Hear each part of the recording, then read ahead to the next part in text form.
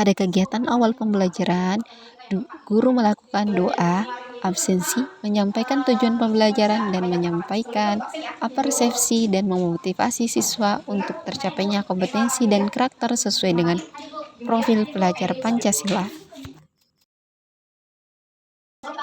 Sintak yang kedua, penyajian informasi melalui literasi Quran Surah Al-Maidah ayat 48 dengan peserta didik mampu membaca sesuai dengan hukum tajwid. Yang kedua, penyajian informasi melalui video kisah inspirasi kebaikan terkait Quran Surah Al-Maidah ayat 48. Pada sintak ketiga dan keempat, pendidik membentuk kelompok menjadi 4 bagian, yang mana setiap satu kelompok terdiri dari 4-5 orang. Selain itu, pendidik memfasilitasi dan membimbing peserta didik dalam kelompok dengan media Google Slide.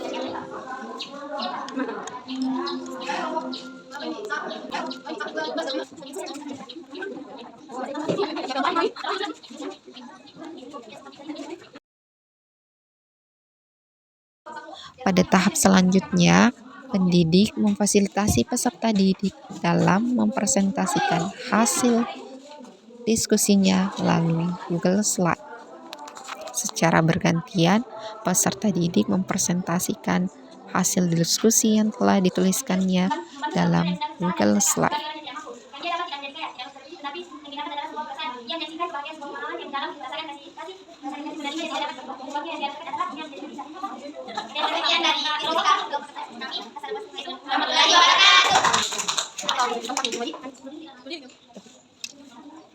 Assalamualaikum warahmatullahi wabarakatuh. Waalaikumsalam warahmatullahi wabarakatuh. Baik, saya akan mempresentasikan hasil dari diskusi kelompok 4. Kelompok 3. Assalamualaikum warahmatullahi wabarakatuh. Waalaikumsalam warahmatullahi wabarakatuh. Perkenalkan, kami dari kelompok 4 akan mempresentasikan hasil diskusi kami yang akan dibacakan oleh teman kita. Hal-hal yang bisa kita petik dari video tersebut adalah membantu seseorang yang kesulitan dan memberikan bantuan semampunya kepada orang lain dan tidak mengharapkan imbalan sedikit pun. Sekian, wassalamualaikum warahmatullahi wabarakatuh. Buka semua tugasnya ya, kalian bisa semua akses ya. Ada beberapa jawaban, itu perwakilan dari kelompok. Ini dari kelompok 2, sesuatu yang dapat dipetik dari suatu kebaikan adalah perasaan bahagia yang dirasakan orang lain dan dirasakan juga oleh kita yang melakukan kebaikan. Kita yang didedikasi oleh banyak orang-orang, meskipun sebagian orang menganggap hal-hal itu kecil, tidak berguna, tapi sekecil apapun kebaikan itu tidak ada masalah. Yang penting kita sudah berbuat suatu kebaikan, dan yang penting kebaikan itu tidak terlalu berlebihan. Ya, itu dari kelompok 2 ya. Kemudian dari kelompok pertama ya, pada video tersebut terdapat seorang pria yang baik dan senang menolong meskipun ia dapatkan hanya sebuah perasaan, tetapi ia sangat bahagia dan senantiasa menolong. Oke, jadi dari beberapa pemaparan kita dapat simpulkan ya bahwa dari kelompok 1, 2, 3, dan 4 pasti ada pemaparan tidak mengharapkan imbalan dan ada perasaan bahagia. Maka kebaikan yang sesungguhnya itu ketika kita ikhlas akan melahirkan kebahagiaan dan tidak mengharapkan imbalan. Sesuai dengan konsep pembelajaran kita kemarin, ada 6 hal yang harus diperhatikan ketika berbuat baik. Yang pertama, membaca niat. Yang kedua, melamaskan semangat. Yang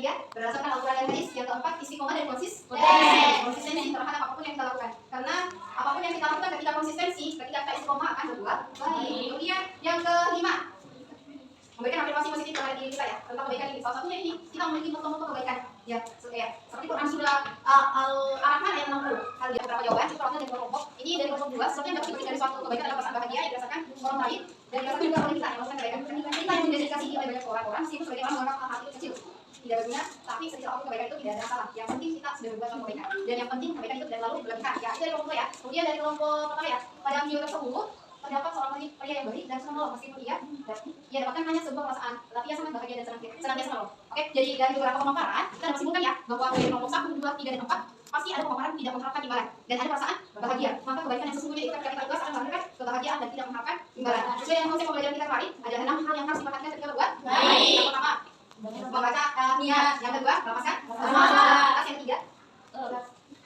ketiga, berdasarkan Al-Quran dan Hadis. Yang keempat, istiqomah dan konsistensi terhadap apapun yang kita lakukan. Karena apapun yang kita lakukan ketika konsistensi, ketika kita istiqomah akan berbuat baik. Kemudian yang kelima, memberikan afirmasi positif terhadap diri kita ya tentang kebaikan ini. Salah satunya ini, kita memiliki moto-moto kebaikan ya, seperti Quran Surah Al-Rahman ayat 60. Hal biasa untuk insan adalah insan, tidak ada balasan kebaikan kecuali kebaikan. Seperti pria yang baik, ketika dia berbuat baik dia mengharapkan kebaikan, tapi ada balasan kebaikan walaupun tidak di hal yang sama, tapi akan dibalas baik di dunia maupun di akhirat. Dan terakhir, tingkatan tertinggi dalam berbuat kebaikan apa? Mendakwakannya ya, mendakwakan kebaikan itu, baik itu dakwah bil qaul maupun dakwah bil lisan. Misalnya kemarin. Oke, untuk pembelajaran tentang makna kandungan Quran selama ini dari terkait pada video, Ibu rasa cukup ya, dari pertanyaan. Nah, oke, kita lanjut ke penilaian seperti itu. Kemarin Ibu sudah menjelaskan kita akan kemudian evaluasi. Kita coba kelompok dulu dengan metode quizzes. Oke,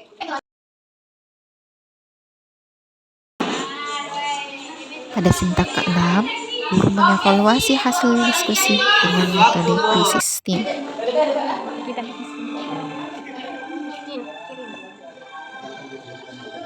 Oke.